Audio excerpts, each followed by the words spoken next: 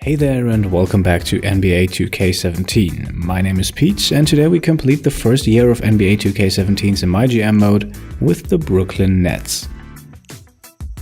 Well, let's have a look at the situation. And to be perfectly honest, it's not all too great. When looking at the Brooklyn Nets roster, we have to face the harsh truth early on. There is only one really good player on the Nets, and that's Brook Lopez. As the only player with a rating above 80, he's also their best trade asset, and many would argue that his value in a trade is higher than his value on the court.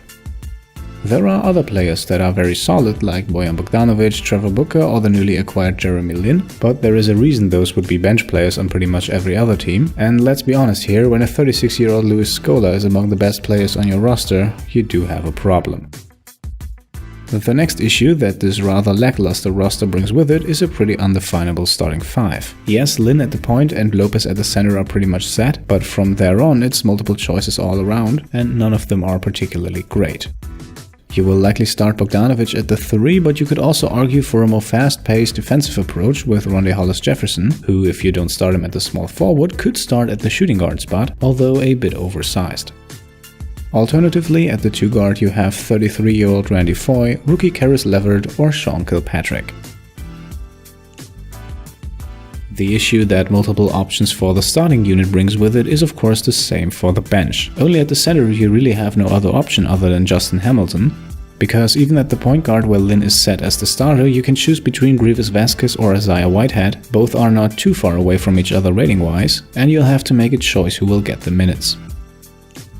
The issue at the shooting guard spot has been explained. There are a minimum of 3 guys that are, at least rating-wise, on the same level and can and will make the claim for minutes. For both forward spots, you have 2 players each who could start but who could also come off the bench. That's Bogdanovic and Hollis-Jefferson at the 3, and SCOLA and Booker at the 4. One of them will start, one of them will back the other one up. That's rather straightforward.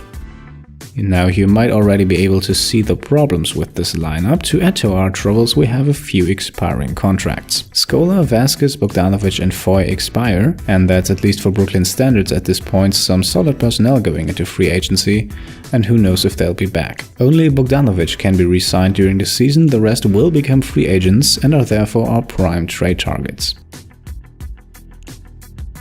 Speaking of trades, let's hammer this in one more time. There is only one real trade asset, and that's Brook Lopez, and then you have a bunch of guys that you might be able to get something for. At this point, I would like to consider nobody on the roster completely untradeable. Nonetheless, for the purpose of realism in this video, I would like to hold on to Lin, Hollis-Jefferson, LeVert and Bogdanovic.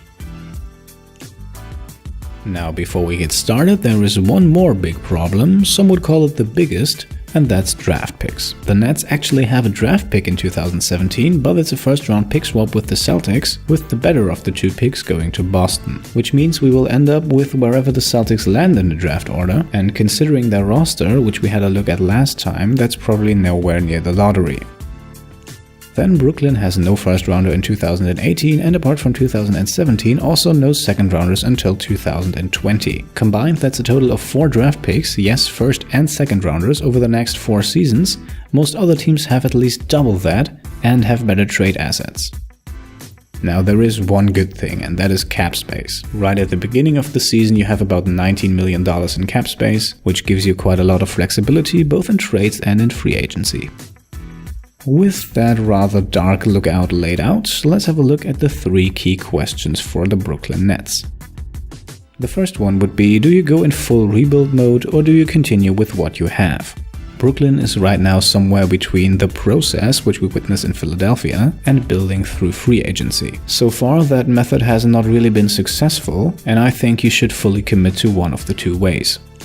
The next question will then be one that every Nets fan has already heard. Do you trade Brook Lopez or not? You could very well argue that he's better used as a trade asset, but then again trading him away will make your roster even worse. And the third question is, how and where do you get draft picks? No matter what you do really, the Brooklyn Nets will be at the bottom of the league for the next few years. And from that you should at least try to profit in the form of some draft picks. Now, one more thing before we get started. I normally don't do this, but a few words. If you want a realistic rebuild, please take the hard road with the Nets. In the past few videos, we always flip players and picks for better players, key pieces to improve the rotation. In Brooklyn, that's not gonna work. There are simply too many holes that need to be filled, and it is going to be a long, tedious process. Don't let yourself be tempted by trade offers for players in their prime with high ratings. Once the entirety of your roster is good enough to compete, those players will be washed up or long gone. In short, you don't want players who can win, you want players who can develop. With that being said, let's get to it. Move number 1, we will trade VASQUEZ, FOYE and then a bit later SCOLA. Those are the 3 expiring contracts that we cannot resign. They are also the 3 oldest players, with SCOLA and FOYE already way past 30, something that does not really fit the logic of a rebuild, and therefore we will trade VASQUEZ and FOYE first, then do another move, and then get back to SCOLA. Now with FOYE and VASQUEZ you will want to target younger players at the same positions. Guys that can develop into the mid-high 70 range, preferably with a few more years on their contracts, team options or restricted free agents. For VASQUEZ, the only guy that really made sense in my opinion was Joseph Young from the Pacers. Both have the same ratings, but Joseph Young is only 24 and enters his 2nd year in the league. He has 1 more year on his contract and then a 2-year team option coming up, so he should be able to develop into a serviceable backup point guard over the next 3 seasons that you have him. Of course, and I always want to make this clear, you don't have to go for this trade just because I do. If you, for example, feel extremely confident in Whitehead as your backup point guard, you can always try to flip VASQUEZ for a pick or an upgrade at another position. For Randy Foye, I found 2 players that make sense, one of them Andre Robertson from Oklahoma City and the other one Jeremy Grant from Philadelphia.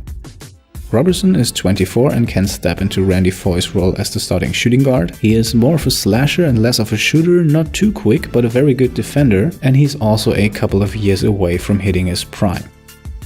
Jeremy Grant is a bit younger, 22 years old, and he's more at home at the forward position. He can play the 3 or the 4, a bit limited offensively but also a nice defender and a bit more athletic than Robertson. If you go with him, you will likely have to start Bogdanovic or Hollis Jefferson at the 2. Of course, there are again a few more other options here, but those were the 2 that stood out for me. I went ahead with the Robertson trade. At his age, he will be stuck behind Oladipo in Oklahoma City for the foreseeable future, and I think he would prefer starter minutes in Brooklyn. And now we put this move on hold. We still have SCOLA to deal with, but first let's dive into move number 2. We're going to trade Brook Lopez. I have to be honest here, in my opinion Lopez just doesn't fit in. He is simply too good compared to the rest of the team, he will be out of his prime once the team gets solid, and his value as a trade asset is higher than his value on the court. Now you do have 2 options here, you can either go for players or you can go for picks. But like I said earlier, you will likely not get young superstars in the making for him, so I would advise to go for picks instead. And this is a bit of a hard one because there are of course 30 first round picks somewhere around the league, and many teams are not too keen on giving them away. Add to that the fact that Lopez has a pretty big contract and the number of trade options drastically goes down. Nonetheless, there are still a few picks available. Here are 3 I would recommend.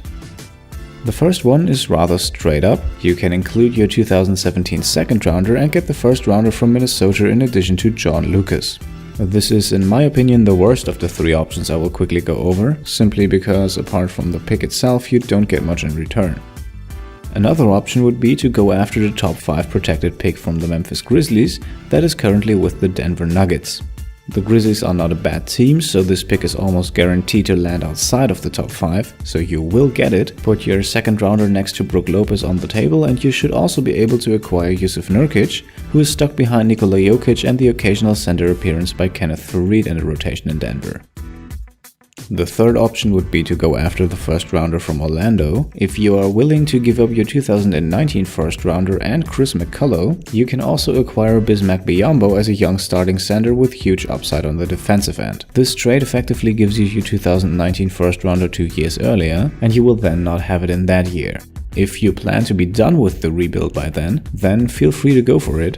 I, however, went with the Nuggets trade. Nurkic is still young but already good enough to start, and with the Grizzlies being in the West, their pick will likely end up on the same level as Orlando's.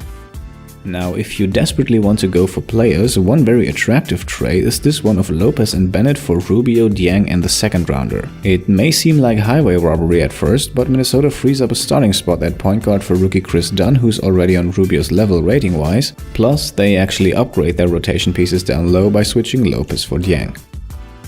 Now back to the last part of the first move, you now want to flip Luis Scola for what's missing in your rotation. If you follow the steps that I took, that's a power forward, because you're just about to trade yours, and a good target here would probably be Myers Leonard.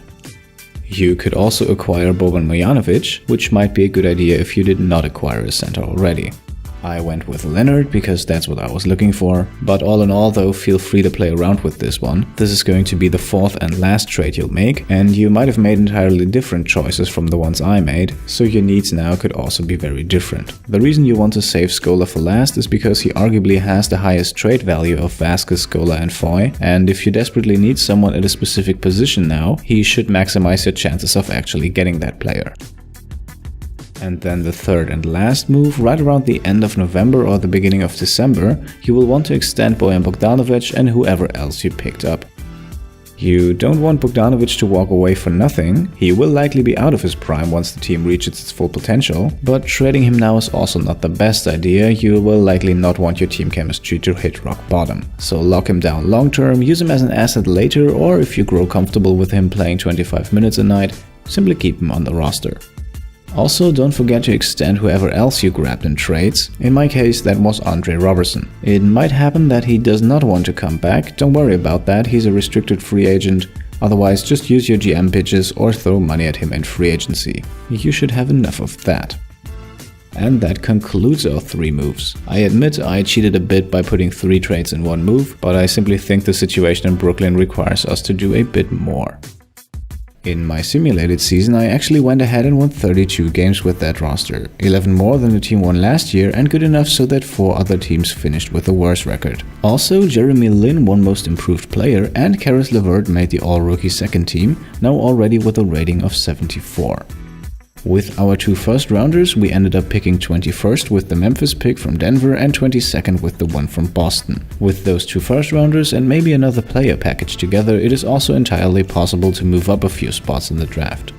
To wrap up the offseason, I accepted most of the team options, most notably the ones for Nurkic, Hollis Jefferson and Young. I gave a qualifying offer to Andre Robertson and then entered free agency with $36 million in cap space. At this point, I can only say happy hunting.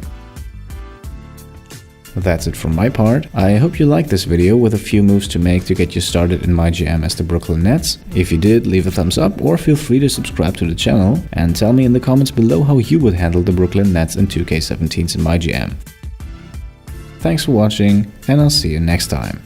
Cheers.